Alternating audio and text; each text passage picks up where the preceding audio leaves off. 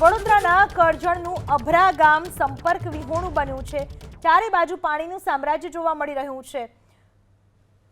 ગામમાં પ્રવેશવાના મુખ્ય માર્ગ ઉપર પાણી ફરી વળતા લોકો હેરાન પરેશાન થઈ ચૂક્યા છે। ગામમાં ફક્ત ટ્રેક્ટર પર સવાર થઈને પ્રવેશી શકાય તેવી સ્થિતિ। જો હજુ વરસાદ વરસે તો સ્થિતિ વધારે વિકટ બનવાની શક્યતા સેવાઈ રહી છે। વડોદરાના કરજણનું અભરા ગામ જે સંપર્ક વિહોણું બન્યું। ગામમાં પ્રવેશવાનો જે મુખ્ય માર્ગ છે એ માર્ગ ઉપર નદીના પાણી ફરી વળ્યા। ગામમાં માત્ર ને માત્ર ટ્રેક્ટર પર સવાર થઈને જઈ શકાય એવી સ્થિતિ ઊભી થઈ છે। જો હજુ વધારે વરસાદ વરસે તો સ્થિતિ વધારે વિકટ બની શકે છે।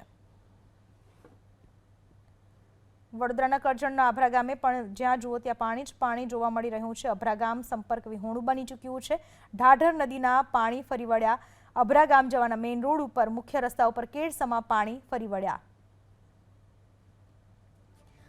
તો વડોદરાના પોર પાસે ઢાઢર નદી તોફાની બની। પોરમાં નીચાણવાળા વિસ્તારમાં ઢાઢરના પાણી ફરી વળ્યા। મુખ્ય માર્ગ ઉપર નદીના પાણી ઘૂસતા ભારે મુશ્કેલીનો સામનો કરવો પડી રહ્યો છે। વડોદરાના પોર પાસે ઢાઢર નદી તોફાની બની।